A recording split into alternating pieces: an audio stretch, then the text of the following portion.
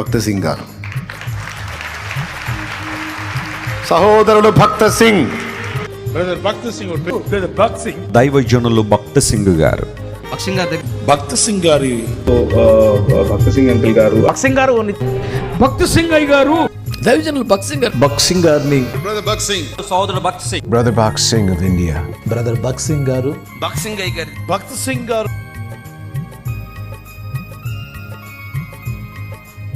ఏదో ఒక విధంగా న్యూసెన్స్ని క్రియేట్ చేసి అది డిస్టర్బ్ అవడానికి, దాని గురించి అవమానకరమైన సాక్ష్యం బయటికి రావడానికి సాతానుగాడి కుట్ర తప్ప భక్త సింగ్ గారి పరిచర్య, దాని పునాదులు ఎవ్వరూ కదిలించలేరు.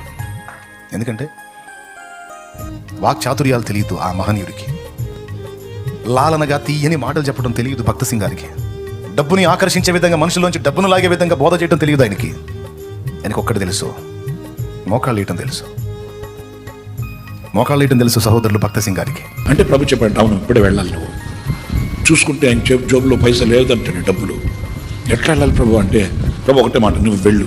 ఇక అంతే, లేచి బ్యాగులో ఒక జత బట్టలు పెట్టుకుని చిన్నగా రైల్వే స్టేషన్కి వెళ్ళిపోయాడంటండి. స్టేషన్కి వెళ్ళి ప్రార్థన చేశాను, ప్రభు నువ్వు వెళ్ళమన్నా వచ్చేసాను. టికెట్ కౌంటర్లో జనం నిలబడుకుని ఉన్నారంట, వరుసగా ఈయన కూడా నిలబడ్డాడు. ఇంతలో ఎవడో ఒకడు పరిగెత్తుకొని వచ్చి చెమటలు కారంగా క్యూలో ఉండి యా అని వచ్చి ఇంత డబ్బులు కట్ట చేతిలో పెట్టి వెళ్ళిపోయాడు.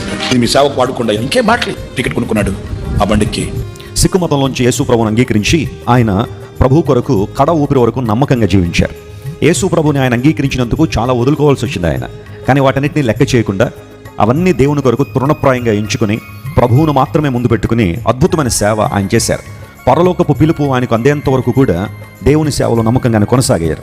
ప్రార్థన చేయడం అంటే ఏంటో ఆయన ప్రసంగాల్లో అనేక సార్లు సంఘానికి ఆయన తెలియజేస్తూ ఆయన కూడా ఒక చక్కని హక్కును వదిలిపెట్టుకొని, ఆస్తులను వదిలిపెట్టుకొని త్యాగంతో పరిచర్య చేసిన దైవజనుడు 60 years గొప్ప పరిచర్య చేసి 97వ సంవత్సరంలో ప్రభు సన్నిధికి వెళ్ళిపోయారు.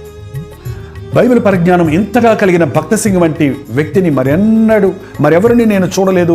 పశ్చిమ దేశాలలో ప్రసంగికులు, బోధకులందరూ ఆయన ముందు చిన్నపిల్లలాగా ఉన్నారు అన్నాడు రాబర్ట్ ఫిన్నీ అనే ఒక నేను భక్త సింగ్ అంత భక్తుడిని కాదు అన్నారు Billy Graham. And when I was 19, I met Brother Bhakt Singh of India, prophet of India. He had started over 600 churches in India, a man of great faith.